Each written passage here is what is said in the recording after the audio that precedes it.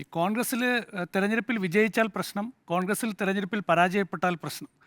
വിജയിച്ചാൽ വിജയിച്ച പ്രശ്നം, പരാജയപ്പെട്ടാൽ പരാജയപ്പെട്ട പ്രശ്നം. ഇപ്പോൾ കോൺഗ്രസ് 103 സീറ്റിൻ്റെ UDF 103 സീറ്റിൻ്റെ വലിയ വിജയത്തിൽ അധികാരത്തിലെത്തിയ ശേഷമാണ് KPCC അധ്യക്ഷനായ സണ്ണി ജോസഫ് മന്ത്രിയാകുന്നു. പക്ഷേ അതിനുശേഷം സണ്ണി ജോസഫ് KPCC ആസ്ഥാനത്ത് തിരിഞ്ഞു നോക്കുന്നില്ല എന്നാണല്ലോ. ഇന്നിപ്പോൾ മുല്ലപ്പള്ളി രാമേന്ദ്രൻ, മുൻ KPCC അധ്യക്ഷൻ കൂടിയാണ്, നേരത്തെ AICCയുടെ തെരഞ്ഞെടുപ്പ് കമ്മിറ്റി ചെയർമാനായിരുന്ന വ്യക്തിയാണ്.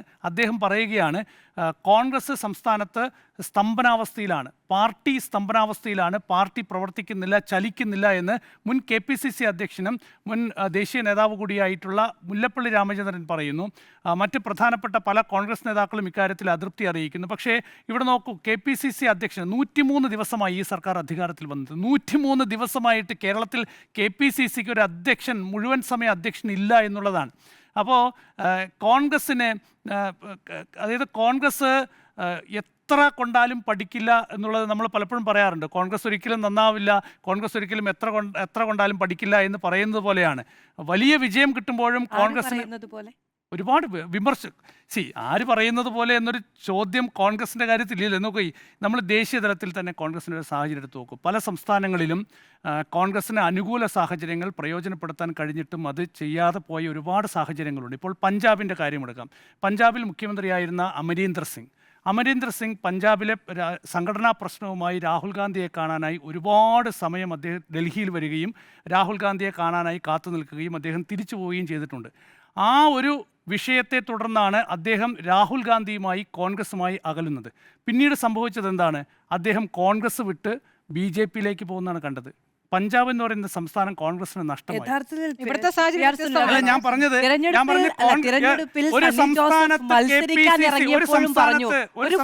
തെരഞ്ഞെടുപ്പിനെ നേരിടാൻ ഒരു ഫുൾ ടൈം KPCC അധ്യക്ഷൻ വേണമെന്ന വിമർശനം അന്നും ഉണ്ടായിരുന്നു. ഞാൻ പറയട്ടെ. അതായത് KPCC അധ്യക്ഷനായി സണ്ണി ജോസഫിനെ നിയമിക്കുന്ന സാഹചര്യം നമുക്കറിയാലോ. എന്തായിരുന്നു? അന്ന് സുധാകരനായിരുന്നു KPCC അധ്യക്ഷൻ. സുധാകരന് പ്രായമായി. സുധാകരൻ പറയുന്നതൊന്നും വ്യക്തമല്ല.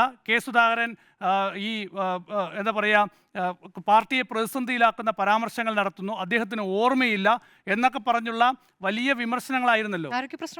ഉണ്ടായിരുന്നു. ഓക്കെ, ആയിക്കോട്ടെ. അന്ന് സുധാകരൻ തന്നെ പറയുന്ന ഒരു കാര്യമുണ്ട്. രാഹുൽ ഗാന്ധിയും മല്ലികാർജ്ജുൻ ഖാർഗെയും ഒരു ദിവസം വിളിച്ച് പറഞ്ഞു, നിങ്ങളുടെ പെർഫോമൻസ് അതിഗംഭീരമാണ്. ലോക്സഭാ തെരഞ്ഞെടുപ്പിൽ വലിയ വിജയത്തിന് ശേഷം സുധാകരനെ കണ്ടപ്പോൾ രാഹുൽ ഗാന്ധിയും മല്ലികാർജ്ജുൻ ഖാർഗെയും പറഞ്ഞു, നിങ്ങളുടെ പെർഫോമൻസ് അതിഗംഭീരമാണ് എന്ന് പറഞ്ഞതിന് തൊട്ട് പിന്നാലെയാണ് അദ്ദേഹത്തെ KPCC അധ്യക്ഷ സ്ഥാനത്ത് നിന്ന് മാറ്റുന്നത്. സണ്ണി ജോസഫിനെ കൊണ്ടുവരുന്നു. അപ്പോൾ സണ്ണി ജോസഫിനെ കൊണ്ടുവന്നു, തെരഞ്ഞെടുപ്പിനെ നേരിട്ടു, തെരഞ്ഞെടുപ്പിൽ വിജയിച്ച ഉടൻ തന്നെ സണ്ണി ജോസഫ് മന്ത്രിയാകുന്നു. പക്ഷേ അതിനുശേഷം KPCC അധ്യക്ഷനെ ഉടൻ നിയമിക്കും എന്നൊക്കെ പറഞ്ഞുവെങ്കിൽ പോലും 103 ദിവസമായി ഇക്കാര്യത്തിൽ ഒരു തീരുമാനമെടുക്കാൻ കോൺഗ്രസിന് സാധിച്ചിട്ടില്ല എന്നിടത്താണ് എൻ്റെ വിമർശനം. അത് വിമർശനം തന്നെയാണ്. 103 ദിവസമായി ഈ പാർട്ടി നോക്കൂ. KPCC അധ്യക്ഷൻ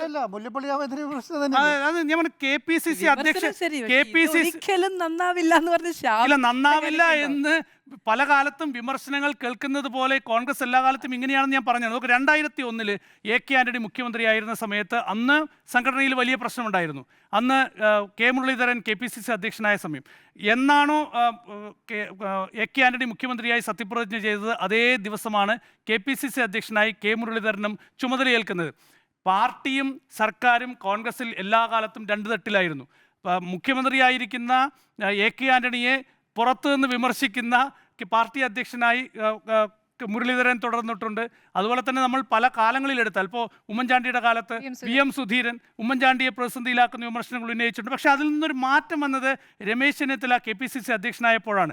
രണ്ടുപേർക്കിടയിലും വലിയ ഭിന്നതയുണ്ടായപ്പോഴും സംഘടനാപരമായ വിഷയങ്ങളിൽ, പാർട്ടിയുമായി ബന്ധപ്പെട്ട വിഷയങ്ങളിൽ തീരുമാനമെടുക്കാൻ ഉമ്മൻചാണ്ടിയും രമേശ് ചെന്നിത്തലയും ഒരേ കാറിൽ AICC ആസ്ഥാനത്തേക്ക് വരുന്നതും പോകുന്നതും മാധ്യമങ്ങളെ കാണുന്നതും പരസ്പരം വിട്ടുകൊടുക്കാതെയുള്ള ഒരു പ്രസ്താവനകൾ നടത്തുന്നതൊക്കെ നമ്മൾ കണ്ടിട്ടുണ്ട്. അവിടെ ഒരു സർക്കാരും പാർട്ടിയും തമ്മിലുള്ള ഒരു ഐക്യപ്പെടൽ, ഒരു സന്ദേശം ഒക്കെ തന്നെ നൽകിയാണ്. പക്ഷേ ഇപ്പോഴത്തെ അവസ്ഥ എന്താണ്? പാർട്ടി അധ്യക്ഷനില്ല എന്നത് വലിയ പ്രശ്നമാണെന്ന് BJPയെ കണ്ടുപിടിക്കണം കോൺഗ്രസ് ഇക്കാര്യത്തിൽ നിന്നാണ് എനിക്ക് പറയാനുള്ളത്. കാരണം BJPയിൽ നമുക്കറിയാം, BJP ദേശീയ അധ്യക്ഷനെ നിയമിക്കാനൊക്കെ തന്നെ ഒരുപാട് വൈകിയെങ്കിൽ പോലും തെരഞ്ഞെടുപ്പ് സംഘടനാപരമായ കാര്യങ്ങൾ തെരഞ്ഞെടുപ്പ്, ഈ രണ്ട് വിഷയങ്ങളിൽ ഒരു ഇഞ്ച് പോലും വിട്ടുവീഴ്ച വരുത്താൻ BJP ഒരു കാലത്തും തയ്യാറായില്ല. സംഘടനാ സംവിധാനങ്ങൾ എല്ലാ സംസ്ഥാനങ്ങളിലും ശക്തിപ്പെടുത്തി മുന്നോട്ട് പോകുന്നതിന് ഒരു വലിയ സിസ്റ്റം തന്നെ BJPക്കുണ്ട്. മുമ്പ് എത്ര കാലം BJPക്ക് ഈ പറയുന്ന ദേശീയ അധ്യക്ഷൻ അതാണ് ഞാൻ നേരത്തെ പറഞ്ഞല്ലോ, അധ്യക്ഷ സ്ഥാനം വൈകിയെങ്കിൽ പോലും JP നദ്ദ എന്ന് പറയുന്ന ആൾ അവിടെ അധ്യക്ഷനായി ഉണ്ടായിരുന്നു. അവരുടെ അധ്യക്ഷൻ ഉണ്ടായിരുന്നെന്ന്. ഇപ്പോൾ അധ്യക്ഷനില്ലേ? ഇപ്പോൾ അധ്യക്ഷൻ വന്നല്ലോ, അധ്യക്ഷനില്ലേ?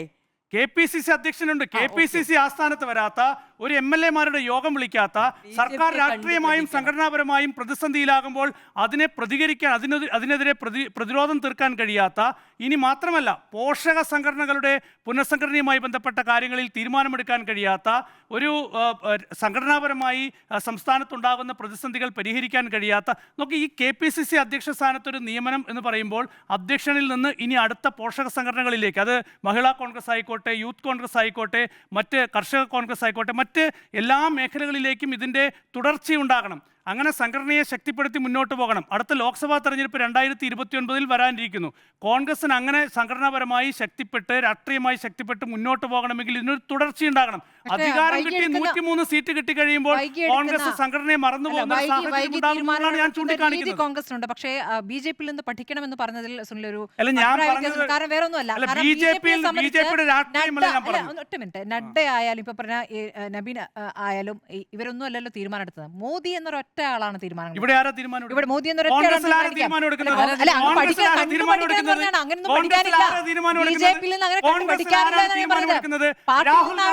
സോണിയാഗാന്ധിയും പ്രിയങ്ക ഗാന്ധിയും അല്ലാതെ കോൺഗ്രസിൽ ആരാണ് തീരുമാനമെടുക്കുന്നത്? ആ 3 പേർക്കപ്പുറത്ത് എന്താണ് കോൺഗ്രസിൽ ഒരു തീരുമാനം? ആ 3 പേരെടുക്കുന്നതാണ് കോൺഗ്രസിൽ ഇന്നും തീരുമാനം. ഇന്നലെ കേരളത്തിന് മുഖ്യമന്ത്രി തീരുമാനിക്കുന്ന കാര്യം അങ്ങനെയാണോ വന്നത്?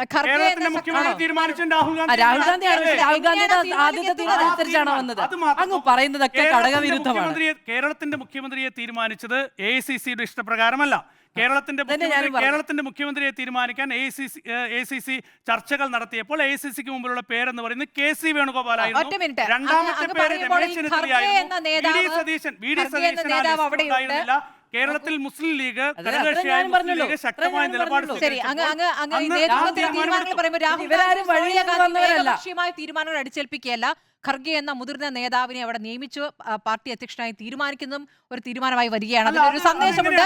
ആ തീരുമാനം ഖർഗെ എടുക്കുന്ന തീരുമാനങ്ങൾ ഖർഗെ അത് വിശദീകരിക്കുന്നുണ്ട്. ഖർഗെയെ കോൺഗ്രസ് അധ്യക്ഷനാക്കുന്നത് ഏത് ഘട്ടത്തിലാണ്? മല്ലികാർജുൻ ഖാർഗെയെ കോൺഗ്രസ് രാഹുൽ ഗാന്ധിക്കെതിരെയല്ല, ഗാന്ധി കുടുംബത്തിനെതിരെ കോൺഗ്രസിൽ വലിയൊരു വിഭാഗം അണിനിരക്കുകയും കപിൽ സിബലിനെ പോലെ, നേരത്തെ ഇപ്പോൾ പാർട്ടി വിട്ടുപോയിട്ടുള്ള ഗുലാം നബി ആസാദിനെ പോലുള്ള നേതാക്കൾ, അത് പാർട്ടി വിട്ടുപോയ കപിൽ സിബലിനെ പോലുള്ള നേതാക്കൾ, ഇവൻ ശശി തരൂർ പോലും ആ ചേരിയിലുണ്ടായിരുന്നു. ആ ഗ്രൂപ്പിന്റെ ഭാഗമായി നിന്നുകൊണ്ട് കോൺഗ്രസ്, ഗാന്ധി കുടുംബം, നെഹ്റു കുടുംബം നേതൃനിരയിൽ നിന്ന് മാറി നിൽക്കണമെന്ന ആവശ്യമുണ്ടായപ്പോഴാണ് കോൺഗ്രസിൽ സംഘടനാ തെരഞ്ഞെടുപ്പ് പ്രഖ്യാപിക്കുന്നത്. ജനാധിപത്യ പാർട്ടി അഭിപ്രായങ്ങൾ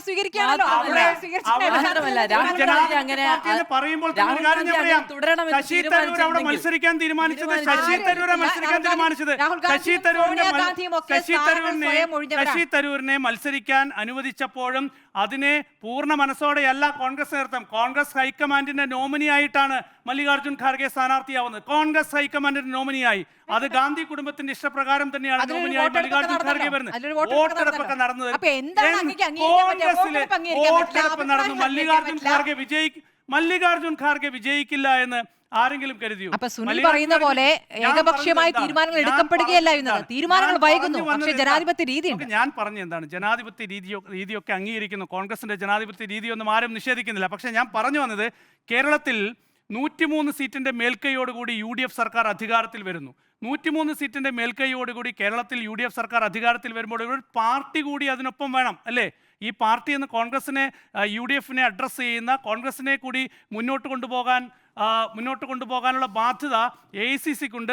ആ AICC ആ ബാധ്യത നിറവേറ്റുന്നില്ല.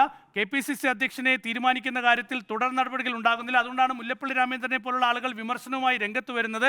നോക്കൂ, ഞാൻ നേരത്തെ പറഞ്ഞതുപോലെ ഒരു തെരഞ്ഞെടുപ്പിൽ പരാജയപ്പെടുമ്പോൾ ആ പരാജയം വിലയിരുത്താനുള്ള സംഘടനാപരമായ യോഗങ്ങൾ ചേരണം. ഇനിയിപ്പോൾ വിജയിച്ചു. ഇനി പരാജയപ്പെട്ട് എന്താ മാധു ഇത്രയ്ക്ക് ചിരിക്കാനുള്ള അല്ല, മാധുവിന് ഞാൻ- ചിരി നിർത്താനേ ഇല്ല, പറ്റുന്നില്ല. എനിക്ക് പറ്റുന്നില്ല. കാരണം ഈ എന്നാ പറയുന്ന പോലെ പറയൂ, കാരണം LDF പറയൂ. യോഗമൊക്കെ മാറ്റിവെച്ചിരുന്ന വാർത്തകളൊക്കെയാണ് നമ്മൾ കഴിഞ്ഞ ദിവസങ്ങളിലൊക്കെ ചർച്ച ചെയ്തുകൊണ്ടിരുന്നത്. ഏതാണ് LDFന്റെ യോഗങ്ങളൊക്കെ ആ. ഈ പറയുന്ന സംഘടനാ തോൽവി ചർച്ച ചെയ്യുന്നതിനുമായി ബന്ധപ്പെട്ട് LDFന്റെ യോഗം ചേർന്നതിന്റെ പക്ഷെ അതെന്താ ഈ മുല്ലപ്പള്ളിക്ക് വന്നിട്ട് മനസ്സിലാവാത്ത അത് ഈ ഈ കോൺഗ്രസിന് മുല്ലപ്പള്ളിക്ക് എന്തായിരിക്കും പരാജയം മനസ്സിലാവാത്തെ? മനസ്സിലാവുന്നില്ലല്ലോ. എന്ത് ഈ മുല്ലപ്പള്ളിക്ക് ഈ ഈ- പറയുന്ന ഈ കാര്യം ഒന്നും അധ്യക്ഷൻ- മനസ്സിലാവുന്നില്ല. അധ്യക്ഷൻ ഈ പറഞ്ഞ കാര്യം എന്ത് ഈ നോക്കൂ ഇവിടെ ഇപ്പൊ രണ്ട് വി. ഡി. വിഷയമാണല്ലോ, സതീശൻ- രണ്ട് വി. ഡി. വിഷയമാണല്ലോ. സതീശൻ മുഖ്യമന്ത്രിയായി അധികാരമേറ്റ ശേഷം സർക്കാരിനെതിരെ വലിയ വിമർശനങ്ങൾ ഉണ്ടായി. സർക്കാർ വലിയ പ്രതിസന്ധികളൊക്കെ നേരിട്ടല്ലോ. അതിനെ പ്രതിരോധിക്കാൻ ഒരു KPCC അധ്യക്ഷൻ എന്ന നിലയിൽ ഒരു പാർട്ടിയിൽ നിന്ന് ഒരു പ്രതിരോധം തീർക്കാൻ എന്ത് നീക്കമാണ് കോൺഗ്രസിൽ ഉണ്ടായത് കേരളത്തിൽ? അത് പറഞ്ഞാൽ മതി. ഒന്നാമത്തെ കാര്യം VD സതീശനെതിരെ വളരെ വ്യക്തിപരമായ ആരോപണങ്ങളാണ് ഉണ്ടായത്. ആരോപണങ്ങളെല്ലാം വാർത്താ സമ്മേളനത്തിൽ VD PM ശ്രീ വ്യക്തിപരമായ ആരോപണമായിരുന്നു. അത് VD സതീശന്റെ വ്യക്തിപരമായ താല്പര്യം എന്ന വിമർശനമാണ് ഉണ്ടായത്. പിന്നെ മാത്രമല്ല അപ്പം വഖഫ് ബോർഡോ? ശരി, ഞാൻ വഖഫ് ശരി, അത് ബോർഡുമായി ബന്ധപ്പെട്ട ഊഴത്തിൽ കാര്യം- ഊഴത്തിൽ പറയാം. സുനിൽ അല്ല, പൂർത്തിയാക്കും. അപ്പൊ ഞാൻ പറഞ്ഞത് പാർട്ടി എന്ന് പറയുന്ന ഒരു സംവിധാനത്തെ മുന്നോട്ട് കൊണ്ടുപോകാൻ വിജയിച്ചു കഴിഞ്ഞപ്പോൾ കോൺഗ്രസ് മറന്നുപോയി എന്നാണ് ഞാൻ പറഞ്ഞത്.